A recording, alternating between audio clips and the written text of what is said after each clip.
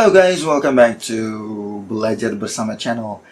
Last time I read one of the comments actually asking me to explain some theory about being a good interpreter, okay? Interpreter,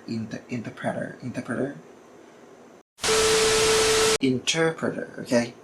So last time someone asked me about the theory of being a good interpreter, okay? And this time I'm trying to bring it to you about how we can do, or what we can do, not how we can do, what we can do to be a good interpreter. Several things that I got from the sources, okay, from some books and also some articles on Google, okay. So several things, like the first one is something very important. If you want to be an interpreter, something that is very important is you have to learn the culture from, when we become an interpreter, we translate, okay, from we transfer language from the source language to the target language, okay. In this case, there's this cross-cultural theory that you need to understand. Something in our source language, let's say you translate Indonesia to English, something in Indonesia, culturally related word in Bahasa Indonesia or in Indonesian language will not exactly match, or I'm not sure if English has the same thing, because we have totally different culture. Let's say if you talk about well, we have culturally here, let's say if we talk about in Bali, udang, for instance, like this, udang in Bali, if you translate udang into English, probably, certainly English doesn't have the word for udang, right? So it's culturally related word, and also other culturally related words, phrases, etc. So in this case, that's the udang one is only the example, the simple example of cross-cultural understanding or something from the source language to target language. And in this case, when you want to be a good interpreter, you have to have this understanding of the different cultures, okay, from the source language to the target language.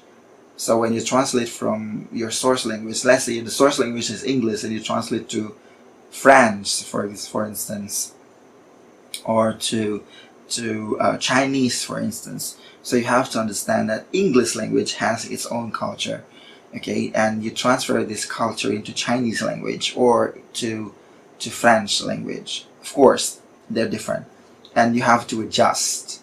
In this case, again, you have to understand the culture totally. The culture from these two languages, source to target language, okay, whatever the languages are, okay. And okay, the second one that you have to pay attention to when you want to be a good interpreter is vocabulary. So you have to add your vocabulary, like, so we need a lot of vocabularies when we translate, of course. Even when you become a translator, it's written, right? It's something writing. So it's not like an interpreter where you need to speak instantly at the same time when somebody is talking in the source language, and you directly translate that language, okay, translate that spoken language into the target language instantly at that time, real time. Translation, on the other hand, is something written, so you have plenty of time to really check in a dictionary again, read it again, read again, redrafting, whatever you do it, like plenty of time you have. But again, both interpreter and translator, they need a lot of vocabularies, okay, because you translate many various things. If we talk about working in translation world, or being a translator or being an interpreter, you are not only translating something, a simple language. Sometimes you need to you need to translate a text related to law, or a text related to politics, a text or a writing related to medical things. So plenty of things. So that's why you need to enrich your vocabularies, okay, from many fields, like from different or various English for specific purposes. Like, you enrich your English vocabulary from for medical terms, for instance, for example, or also enrich your vocabulary for politics. Okay, so you have to have a lot of vocabularies. It's not the general ones only, but some specific vocabularies too. Okay, so then you will be ready whatever the texts are all about. But politics, easy. You know some words in English related to politics. But economy, also, you know some words related to economy, English words related to economy. So it's easy for you to work when you know a lot of vocabularies, okay?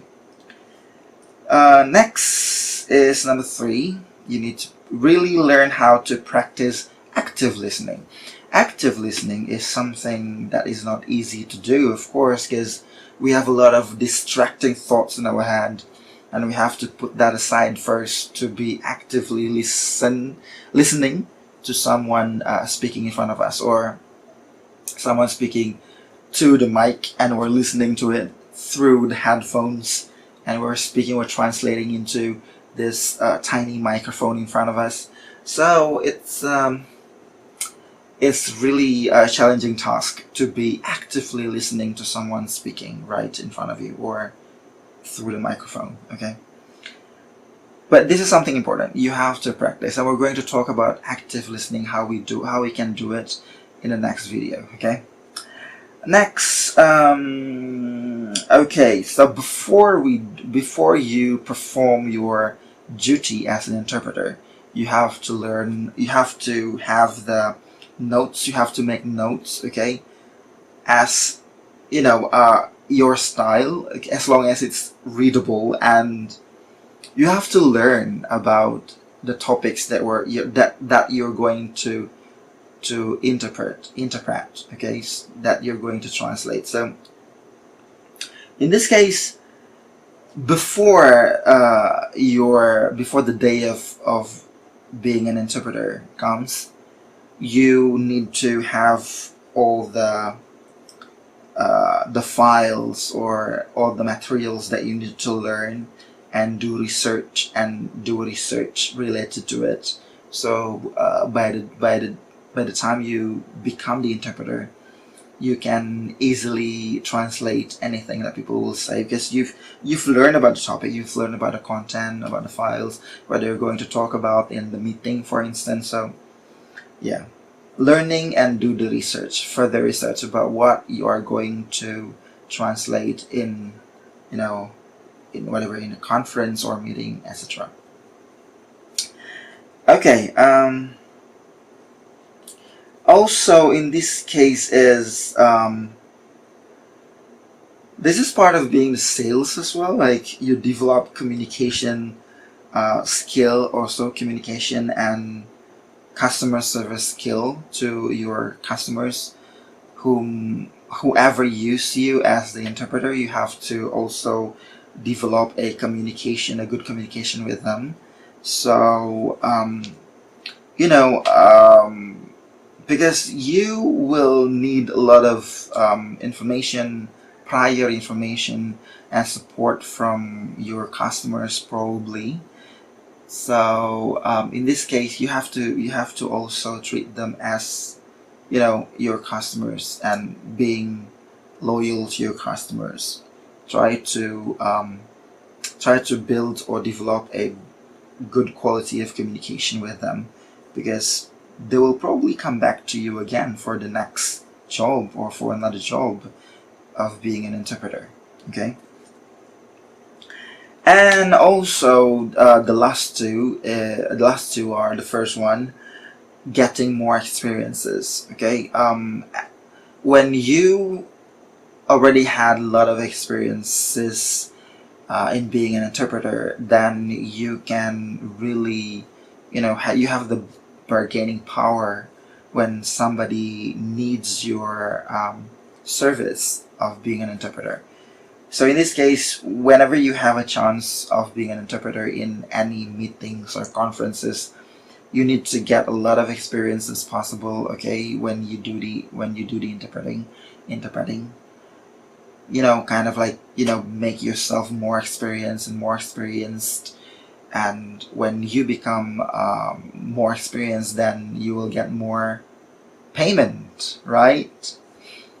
Okay, and the last one is you have to think of getting national certification or any kind of professional certification for you being an interpreter. So, when you have this certificate of being a professional interpreter, people will believe in you, and you will along the way build connection, networkings with a lot of people, and they will come and find you when they have an event, for instance, and they need an interpreter. They will come and find you because they know that you have this certification, you have this professional certification, you are nationally or internationally certified, for instance. Okay, so this is something that you need to consider as well when you want to become a good interpreter or a professional interpreter. Okay, so yeah, those are several things that you need to pay attention when you want to become a professional interpreter, or to be a good interpreter or excellent interpreter. Okay, if you still have questions or something that you need to ask, or something that I probably missed, and something that you've ever heard or ever read something in other sources and I missed, I didn't include that information in this video, you can just write in the comment section below. Questions, advice, suggestions, whatever, write in the comment section below. And don't forget also to share this video so more of our friends can learn about this. I mean, whoever wants to be a good interpreter, for instance. And don't forget to press the like button and subscribe to be our friends here in Belajar Bersama channel. Okay, we're here to learn together and improve together. Okay, till then, stay healthy, and I'll see you again in the next video. Bye bye.